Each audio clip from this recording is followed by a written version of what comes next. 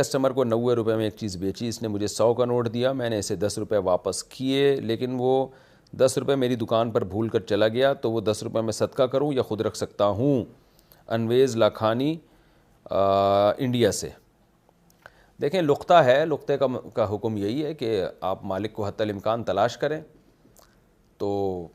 رکھ لیں آپ وہ 10 روپے, بلکہ 10 روپے استعمال بھی کر سکتے ہیں اس نیت کے ساتھ کہ جب جو اصل کسٹمر آئے گا میں اس کو دے دوں گا, کوئی بہت بڑی رقم تو ہے نہیں ہے. لیکن احادیث سے یہی بات ہے کہ حتی الامکان اصل مالک تک پہنچانے کی کوشش کرے. جب بالکل مایوس ہو جائیں کہ پتہ نہیں کدھر گیا, مالک نہیں مل رہا, تو پھر آپ غریب ہیں تو خود بھی استعمال کر سکتے ہیں, غریب نہیں ہیں تو آپ صدقہ کر دیں,